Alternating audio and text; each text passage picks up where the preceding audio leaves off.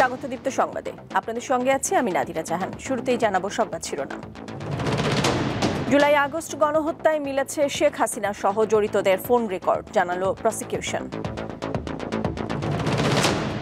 পঞ্চগড় সীমান্তে থমথমে পরিস্থিতি, লালমনিরহাটে বিএসএফ এর গুলিতে এক বাংলাদেশি আহত। চট্টগ্রাম আদালতে হামলা ভাঙচুরের মামলায় জামিন পেলেন চিন্ময়ের আইনজীবী সহ 63 জন।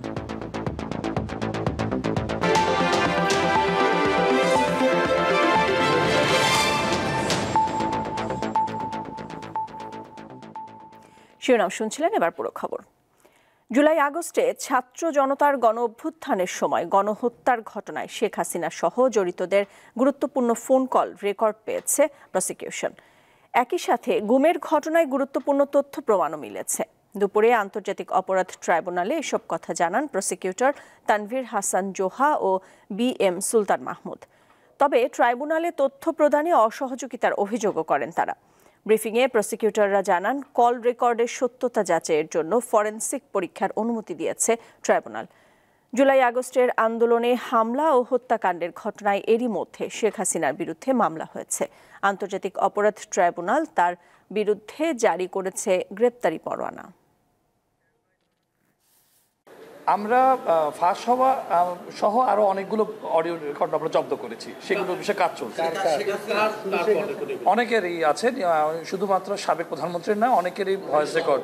জি, বেশ কিছু সমর্থিত এবং অসমর্থিত বিভিন্ন রকমের অনলাইন থেকে শুরু করে এবং অপ্রকাশিত, যারা ভবিষ্যতে রাজনৈতিক কার্যে হয়তো বা তারা ব্যবহার করতে পারে এমন কিছু সোর্স থেকে আমরা এই ভয়েস রেকর্ডগুলো আসলে তার কিনা এবং জিও লোকেশনটা কি সেটা আরও যথাযথ তদন্তের জন্য আমরা এই কাজটি করছি। অবশ্যই আমরা মনে করি এটা অকাট্য এবং দালিলিক প্রমাণ হিসেবে এটা বিবেচিত অবশ্যই হবে। অনেকগুলো প্রমাণই আছে আমাদের, এবং আমরা এটা বলতে চাই, আমরা এই ট্রায়ালে আমরা পুরোপুরি ডিজিটাল বেসড আমরা প্রমাণগুলো সংগ্রহ করছি যাতে অকাট্যভাবে এটা প্রমাণিত হয়। শুধুমাত্র লোকাল কোর্ট না, ইন্টারন্যাশনালি এই কোর্টটা যাতে এই আলামতকে গৃহীত করতে পারে, অ্যাকসেপ্ট করতে পারে, সে জাতীয় সফটওয়্যার আমাদের বাংলাদেশে অ্যাভেলেবল আছে।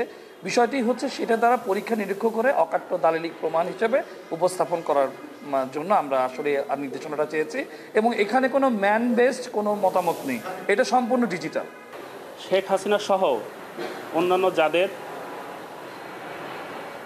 অডিও রেকর্ডগুলো ফ্লাশ হয়ে গেছে তাদের অথেন্টিকেসি প্রমাণ করার জন্য আমরা ট্রাইব্যুনাল আবেদন করেছিলাম। ট্রাইব্যুনাল সেটা মঞ্জুর করেছে। সিআইডির প্রতি চেয়েছি স্পেশালি, এবং সিআইডি সহ সংশ্লিষ্ট অন্যান্য যে সংস্থা আছে তাদের প্রতি নির্দেশনা দিয়েছেন। সংবিধানের 106 অনুচ্ছেদ অনুযায়ী সুপ্রিম কোর্টের মতামত নিয়ে অন্তর্বর্তী সরকারের শপথ চ্যালেঞ্জ করে দায়ের করা রিট খারিজ করে দিয়েছে হাইকোর্ট। সোমবার বিচারপতি ফাতেমা নজিবের নেতৃত্বাধীন বেঞ্চ এ সংক্রান্ত আদেশ দেন। পর্যবেক্ষণে আদালত জানায়, বাংলাদেশের জনগণ অন্তর্বর্তী সরকারকে বৈধ বলে মেনে নিয়েছে, কাজেই এ নিয়ে বিতর্ক থাকতে পারে না। এছাড়া আন্তর্জাতিক মহলও অন্তর্বর্তী সরকারকে মেনে নিয়েছে, সুতরাং এ নিয়ে প্রশ্ন তোলার সুযোগ নেই। এর আগে অন্তর্বর্তী সরকারের শপথ নেওয়া চ্যালেঞ্জ করে রিট করেন জ্যেষ্ঠ আইনজীবী অ্যাডভোকেট মহসিন রশিদ। ছাত্র জনতার গণ অভ্যুত্থানে গত বছরের 5 আগস্ট আওয়ামী লীগ সরকারের পতনের পর 8 আগস্ট অধ্যাপক ডক্টর মোহাম্মদ ইউনূসের নেতৃত্বে শপথ নেয় অন্তর্বর্তী সরকার। এর আগে সুপ্রিম কোর্টের আপিল বিভাগের মতামত চাওয়া হয়। তৎকালীন প্রধান বিচারপতি ওবায়দুল হাসান সহ আপিল বিভাগের 7 জন বিচারপতি অন্তর্বর্তী সরকার গঠনের পক্ষে মত দিয়ে স্পেশাল রেফারেন্স দেন।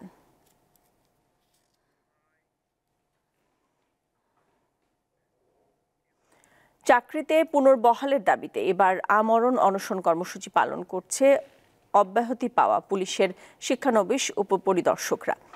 সকাল থেকে সচিবালয়ের সামনে অবস্থান নেন শৃঙ্খলা ভঙ্গের দায়ে অব্যাহতি পাওয়া 40তম ব্যাচের 321 জন এসআই। বিকাল 3:30 পর্যন্ত স্বরাষ্ট্র মন্ত্রণালয় থেকে যথাযথ কোনো আশ্বাস না পাওয়ায় এই কর্মসূচি দেন তারা। এর আগে গত 5 ও 6 জানুয়ারি চাকুরিতে পুনর্বহালের দাবিতে সচিবালয়ের সামনে অবস্থান কর্মসূচি পালন করেন তারা। পরে স্বরাষ্ট্র মন্ত্রণালয়ের জননিরাপত্তা বিভাগের সচিবের আশ্বাসে সমস্যার সমাধানে 12 জানুয়ারি পর্যন্ত সময় বেঁধে দিয়ে তারা কর্মসূচি স্থগিত করেন। এর মধ্যে কোনো সমাধান না পাওয়ায় ফের সচিবালয়ের সামনে অবস্থান নেন অব্যাহতি পাওয়া শিক্ষানবিশেরা।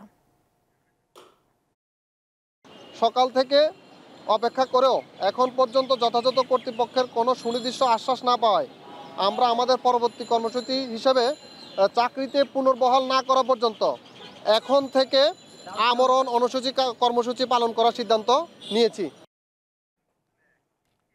লালমনিরহাটের পাটগ্রাম উপজেলার শমশেরনগর সীমান্তে ভারতীয় সীমান্তরক্ষী বাহিনী বিএসএফ এর গুলিতে শহীদুল ইসলাম নামে এক বাংলাদেশি আহত হয়েছেন। বিষয়টি সোমবার প্রকাশ্যে আসে। বিজিবি জানায়, শমশেরনগর সীমান্ত দিয়ে শনিবার রাতে শহীদুল সহ কয়েকজন ভারতে যায়।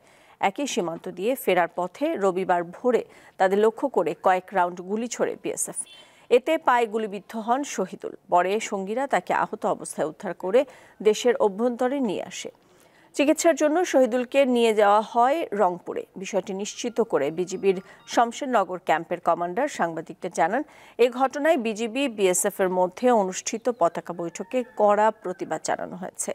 এদিকে পঞ্চগড় সীমান্তে বর্তমানে উত্তেজনা না থাকলেও থমথমে পরিস্থিতি বিরাজ করছে। জোরদার টহল অব্যাহত রেখেছে বিজিবি।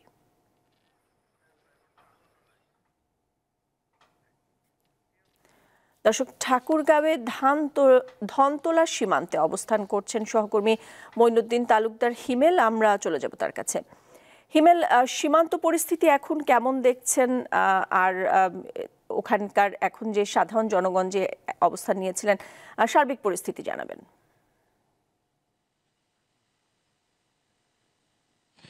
নাবিরা, সারা দেশের সীমান্তে যে বিরোধ চলছিল সেটার যে প্রভাব তা কিন্তু ঠাকুরগাঁও, পঞ্চগড়, দিনাজপুরের সীমান্তগুলোতে পড়েছে।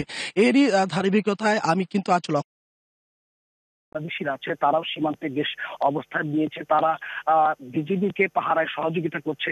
আমি বিজিবি সিওর সাথে আজ কথা বলেছি। তিনি কিন্তু নিয়মিত গ্রামবাসীদের মাঝে জনসচেতনমূলক বিভিন্ন কার্যক্রম পরিচালনা করে আসছে, যাতে করে গ্রামবাসীরা কোনোভাবেই সীমান্তের কাছাকাছি না যায়। কারণ যেহেতু এই সময়তে উত্তেজনা চলছে, যে কোনো সময় যে কোনো রকম অপ্রীতিকর ঘটনা ঘটতে পারে। গ্রামবাসীরাও বিজেপির কথা মতো সাধারণত সীমান্তের আশপাশে যাচ্ছে না। তবে সীমান্তে লাগোয়া কিন্তু বাংলাদেশিদের অনেকেরই আবাদি জমি রয়েছে, যার কারণে সেই সকল জমিতে কিন্তু এখন আলু সহ বিভিন্ন রকমের সবজি ওঠানোর সময় হয়েছে। যদিও এই উত্তেজনাকে ঘিরে তারা সীমান্তের কাছাকাছি যেতে পারছে না, ফলে তাদের যে সেই সকল জমিতে আবাদি যে ফসলগুলো সেগুলো নষ্ট হওয়ার সংখ্যা রয়েছে। সেই সাথে যে কোনো সময় যে কোনো প্রকারের অপ্রীতিকর ঘটনা ঘটতে পারে বলে বেশ সজাগ রয়েছে এবং সংখ্যায় রয়েছে স্থানীয় গ্রামবাসী। বিজিবি তাদের যে ডিউটি গুলো আছে সেগুলোতে কিন্তু সেরা তাদের বিজিবি সদস্যর সংখ্যা বৃদ্ধি করেছে, তাদের পেট্রোলিং বৃদ্ধি করেছে এবং নিয়মিত তাদের টহলগুলো অব্যাহত রেখেছে। সর্বোপরি আমি ধনতলা, রত্নাই সীমান্ত, হরিপুর সীমান্ত, বিভিন্ন সীমান্ত ঘুরে আমি যেটা বুঝতে পারলাম যে স্বাভাবিক পরিস্থিতি থেকে এখনকার পরিস্থিতিটা একেবারেই আলাদা এবং অনেকটা সংখ্যাময়। তবে আশা করা যাচ্ছে যে খুব শীঘ্রই এই সংখ্যা কাটিয়ে ওঠা যাবে বলে মনে করছে ঠাকুরগাঁও বিজিবি। এই ছিল আমার কাছে ঠাকুরগাঁও সীমান্ত নিয়ে সর্বশেষ তথ্য। নাবিরা, দর্শক, ঠাকুরগাঁও সীমান্তের পরিস্থিতির খবর জানছিলাম। সীমান্তে বিজিবির সঙ্গে জনগণ প্রতিবাদ জানিয়ে নজির স্থাপন করেছে বলে মন্তব্য করেছেন বিএনপির সিনিয়র যুগ্ম মহাসচিব রুহুল কবির রিজভী। নয়াপল্টনে কেন্দ্রীয় কার্যালয়ে বিএনপির চেয়ারপারসন খালেদা জিয়ার সুস্থতা কামনায় দোয়া মাহফিলে তিনি আরও বলেন, সীমান্তে এমন প্রতিবাদ শেখ হাসিনার আমলে সম্ভব হয়নি। আইনের তোয়াক্কা না করে ভারত কাটা তারের বেড়া নির্মাণ করেছে বলেও সমালোচনা করেন রিজভী। বিচার বিভাগ থেকে শুরু করে প্রশাসনে এখনও কিভাবে শেখ হাসিনার দোসররা বহাল তবিয়তে আছে এমন প্রশ্ন তোলেন বিএনপির এই নেতা। যে শূন্য রেখা থেকে 150 গজ দূরের মধ্যে কোনো উন্নয়ন পরিকল্পনা হবে না, হতে গেলেও দুই দেশের মধ্যে আলাপ আলোচনা করতে হবে। সেগুলোর কোনো কিছুই তারা না মেনে কাঁটাতারের বেড়া দেওয়ার চেষ্টা করেছে।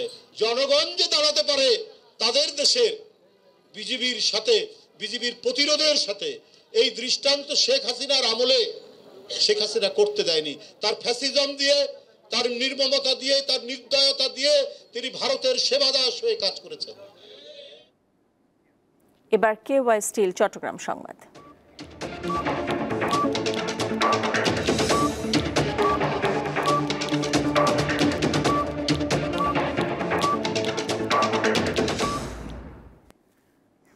সনাতন জাগরণ জোটের মুখপাত্র চিন্ময় কৃষ্ণ দাসের জামিন না মঞ্জুরকে কেন্দ্র করে চট্টগ্রাম আদালত প্রাঙ্গণে ভাঙচুর হামলার মামলায় চিন্ময়ের পক্ষের ৬৩ জন আইনজীবীর জামিন মঞ্জুর করেছে আদালত।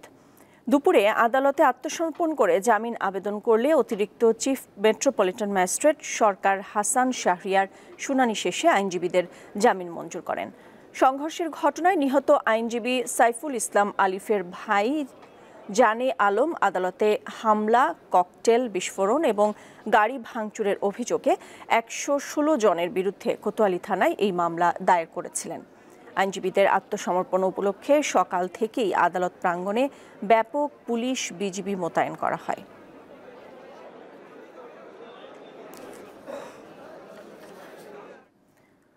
পরিবেশ অধিদপ্তরের অনুমোদনের আগেই ১৫০ শয্যার বার্ন অ্যান্ড প্লাস্টিক সার্জারি হাসপাতাল নির্মাণে পাহাড় কাটল চট্টগ্রাম মেডিকেল কলেজ হাসপাতাল কর্তৃপক্ষ। ব্যাপক সমালোচনার মুখে বর্তমানে পাহাড় কাটা বন্ধ থাকলেও নগরের চটেশ্বরী সড়কের গায়াছি বাগানের মেডিকেল ছাত্রাবাস সংলগ্ন পাহাড়ের একাংশ এরই মধ্যে কেটে ফেলা হয়েছে।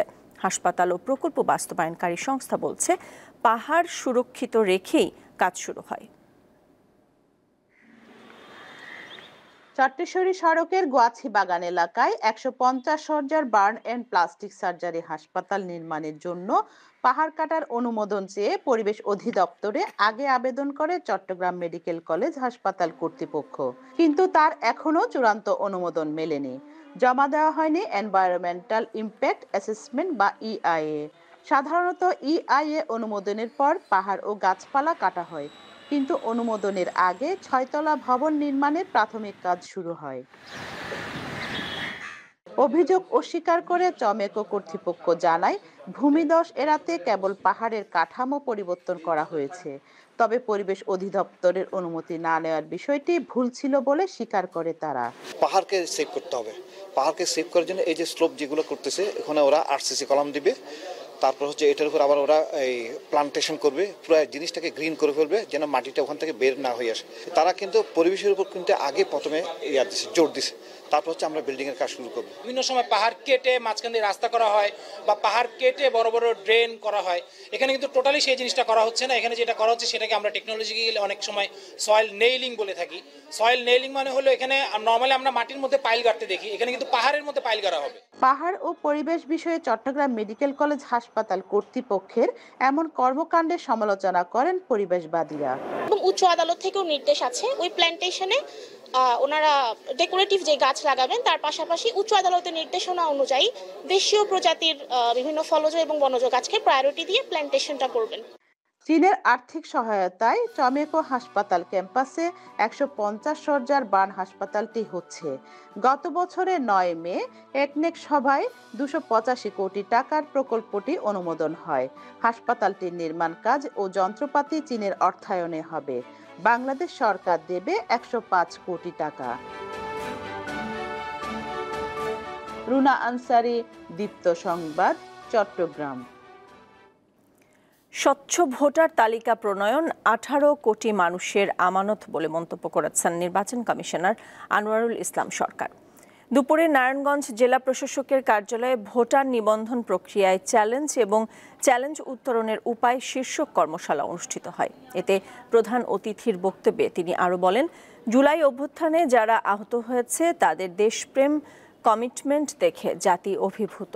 তারা নির্ভেজাল গণতন্ত্র চায়। ঢাকা আঞ্চলিক নির্বাচন কর্মকর্তা ফরিদুল ইসলামের সভাপতিত্বে বিশেষ অতিথি হিসেবে উপস্থিত ছিলেন NID মহাপরিচালক হুমায়ুন কবির। নির্বাচন কমিশনের অতিরিক্ত সচিব আলী নওয়াজ, নারায়ণগঞ্জ জেলা প্রশাসক মাহমুদুল হক এবং পুলিশ সুপার প্রত্যুষ কুমার মজুমদার প্রমুখ।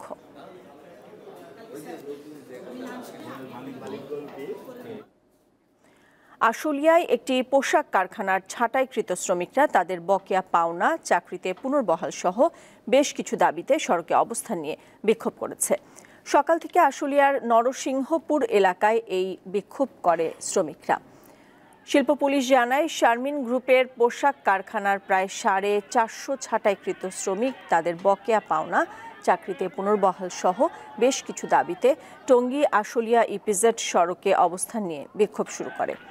এ সময় তারা তাদের বকেয়া পাওনা সহ দাবি আদায় না হওয়া পর্যন্ত আন্দোলন চালিয়ে যাওয়ার কথা জানান। শিল্প পুলিশ আরও জানিয়েছে, বিক্ষুব্ধ শ্রমিক ও কারখানা কর্তৃপক্ষের সাথে কথা বলে তারা সমস্যা সমাধানের চেষ্টা চালাচ্ছেন। এছাড়া যে কোনো ধরনের অপ্রীতিকর ঘটনা এড়াতে ওই এলাকায় অতিরিক্ত পুলিশ মোতায়েন করা হয়েছে। আমাদের 4 মাস 13 দিনের বেতন আমাদের পাওনা আবার ঈদ বোনাস আছে কারণে এটা দিতে হবে। আমরা যেহেতু অপরাধী, আমাদের লিজ দেওয়া হয়েছে, আমরা অপরাধী, আমাদের সাদাই করা হয়েছে। 4 মাস 13 দিন টাকা দেবো প্লাস 2 ঈদ বোনাস, এটা দিব না, মালিককে আমরা 10 দিন টাকা দিব। সাতক্ষীরায় অতিবৃষ্টি ও নদীতে বাঁধ ভেঙে যাওয়ার কারণে ভেসে যায় সাতক্ষীরার কয়েক হাজার মাছের ঘের। এরপরও ঘেরে সেচ দিয়ে মাছ ধরে বড় চাষ করার কারণে বাজারে মাছের আধিক্য বেশি। সরবরাহ বেশি হওয়ায় তুলনামূলক কম দামে মাছ কিনতে পেরে খুশি সাধারণ মানুষ। সুস্বাদু মাছের জন্য সাতক্ষীরার বেশ সুনাম। রুই, কাতলা, মৃগেল, silver carp, grass carp, tilapia মাছ সহ বিভিন্ন ধরনের মিঠা পানির মাছ স্থানীয় চাহিদা মিটিয়ে দেশের বিভিন্ন জেলায় যাচ্ছে। সদর উপজেলার বীরের পোতা, ঝাউডাঙ্গা ও বড় বাজারে মিলছে তাজা এসব মাছ। গত বছরের সেপ্টেম্বরের শুরুতে অতিবৃষ্টি ও বেতনা নদীর বেড়িবাঁধ ভেঙে ভেসে যায় কয়েক হাজার মাছের ঘের। এই ক্ষতি পুষিয়ে নিতে ডিসেম্বর থেকে জানুয়ারির প্রথম দিকে ঘের সেচে বোরো ধান লাগানোর উদ্যোগ নেয় বাজারে মাছের সরবরাহ বেড়েছে, তাই দাম কম। এখান থেকে 2 মাস আগে যে মাছের যে মূল্যটা ছিল এখন তাছাড়া পার কেজিতে 20-30 টাকা কম। এখন কেজিতে অন্তত 20-50 টাকা মাছ বিশেষে কম। বর্তমান মাছের দাম খুবই কম, যেহেতু চারিদিক থেকে মাছের আমদানি। বাগদা ও গলদা চিংড়ির জন্য বিখ্যাত সাতক্ষীরা। এই জেলার চিংড়ি যাচ্ছে বিভিন্ন দেশে। গত অর্থ বছরে আমাদের এখানে 78,237 হেক্টর জায়গায় মাছ চাষ হয়েছে এবং সেখানে আমাদের উৎপাদন আসছে হলো প্রায় 85,000 মেট্রিক টন। তো আমাদের এখানে এর বাইরেও আমাদের আরো এলাকা রয়েছে যেখানে আমাদের অনেকগুলো মাছ প্রাকৃতিক উৎস থেকে আছে। জেলা মৎস্য অফিসের তথ্য মতে এবার সাতক্ষীরায় 1,49,000 টন মাছ উৎপাদন হবে। জেলার চাহিদা মিটিয়ে 92,000 টনের মতো যাবে দেশের বিভিন্ন বাজারে। দীপ্ত, বার্তাকক্ষ। শীতেলেই রং বেরঙের নাম না জানা অনেক রকম পাখিতে ভরে যায় ফেনীর জলাশয়গুলো। বিচিত্র তাদের বাচ্চা পালন ও বাসা তৈরির কৌশল। পাখি বিশেষজ্ঞদের মতে ডিসেম্বর ও জানুয়ারি মাসে সবচেয়ে বেশি পাখি আসে বাংলাদেশে। হাজার মাইল পাড়ি দিয়ে শীতল দেশ থেকে আসা অতিথি পাখিদের কলকাকলিতে মুখরিত ফেনীর দিঘিগুলো। প্রতি বছর ডিসেম্বর মাস থেকে শুরু হয় জেলার বিভিন্ন দিঘিতে অতিথি পাখির আগমন। ফেনীর সরস্বতী ইউনিয়নের আম্বারা দিঘি, আলিমুদ্দিন মুন্সি দিঘি ও ধর্মপুরের বটুয়া দিঘিতে দেখা মেলে বালিহাঁস, রাঙাময়ূরী, পানকৌড়ি সহ বিভিন্ন প্রজাতির পাখির। এসব পাখির জলকেলি ও উড়ৌড়িতে মুখর হয়ে উঠেছে দিঘির চারপাশ। এসব দিঘিতে পাখিরা যেন নিজেদের রাজ্য গড়ে তুলেছে। পাখি আর প্রাকৃতিক নয়নাভিরাম অপরূপ এ দৃশ্য উপভোগ করতে দিঘির পাড়ে আসেন পাখি প্রেমীরা। প্রত্যেক বছর শীতের মৌসুমে আসে, আবার গরমের মৌসুমে চলে যায় অতিথি পাখিগুলা। আমাদের কাছে খুবই সুন্দর লাগে। দূর দূরান্ত থেকে অনেকজন লোকজন আসেই দেখাশোনা করে। আমাদের কাছে খুবই আনন্দিত লাগে, খুব ভালো লাগে। 1982 সাল থেকে এই পর্যন্ত আমরা এগুলো রক্ষণাবেক্ষণ করে আমরা রাখতেছি, কাউকে আমরা শিকার করবে দিই না। তবে গ্রামবাসীও এসব অতিথিদের রেখেছেন পরম যত্নে, রক্ষা করছেন শিকার থেকে। পাখিদের নিরাপত্তা দিতে কাজ করছে তরুণ স্বেচ্ছাসেবীরা। আর সার্বক্ষণিক নজরদারির কথা জানালেন বন বিভাগের এই কর্মকর্তা। আমরা আমাদের পক্ষ থেকে যেন কোনো মানুষ তাদেরকে ডিস্টার্ব না করে বা তাদের কোনো সমস্যা না হয়ে যায়, আমাদের বন বিভাগের পক্ষ থেকে আমরা নিয়মিত টহল প্রদান করছি। ভিনদেশি পাখিদের নিরাপত্তা নিশ্চিত করলে আগামীতে আরও পাখির আগমন বাড়বে বলে মনে করছে পাখি প্রেমীরা। দীপ্ত, বার্তাকক্ষ। খেলার খবর। ইয়াং টাইগার্স অনূর্ধ্ব 14 জাতীয় ক্রিকেট টুর্নামেন্ট 2024 ও 25-এ বরিশাল বিভাগে চ্যাম্পিয়ন হয়েছে বরগুনা জেলা। ফাইনালে তারা 42 রানে হারায় বরিশাল জেলাকে। সকালে বরগুনা স্টেডিয়ামে দেশব্যাপী শুরু তারুণ্যের উৎসবের বরিশাল বিভাগীয় টুর্নামেন্টের ফাইনালে আগে ব্যাট করে 50 রানে অল আউট হয়ে যায় বরিশাল দল। বরগুনা জেলা প্রশাসকের সহযোগিতায় খেলাটি 29 ডিসেম্বর বরগুনা স্টেডিয়াম মাঠে শুরু হয়। খেলায় অংশগ্রহণ করে বরিশাল বিভাগের 6টি জেলা। খেলা শেষে বিজয়ী অনূর্ধ্ব 14 বরগুনার হাতে ট্রফি তুলে দেন প্রধান অতিথি বরগুনা জেলা প্রশাসক মোহাম্মদ শফিউল আলম।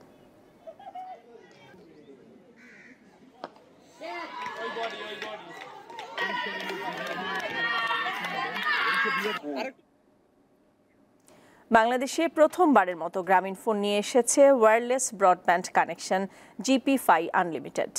তাই এখন কোনো তারের ঝামেলা ছাড়াই আপনি নিতে পারবেন ওয়াইফাই কানেকশন, যেখানে পাবেন 40 Mbps পর্যন্ত স্পিড এবং কানেক্ট করতে পারবেন 32টি পর্যন্ত ডিভাইস।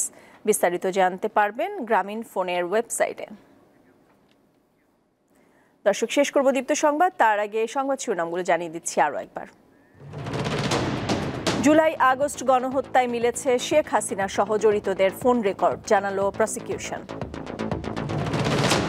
পঞ্চগড় সীমান্তে থমথমে পরিস্থিতি, লালমনিরহাটে বিএসএফ এর গুলিতে এক বাংলাদেশি আহত।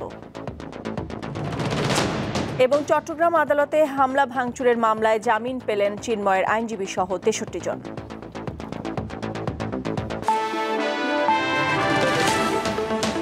দর্শক, এই ছিল এখনকার মতো। আমাদের পরবর্তী সংবাদ সন্ধ্যা 6:40 দেখার আমন্ত্রণ রইল। এছাড়া আরও তথ্য বিনোদনের খবরাখবর জানতে চোখ রাখুন দীপ্ত ডিজিটাল প্ল্যাটফর্মগুলোতে। সাথে থাকার জন্য ধন্যবাদ সবাইকে।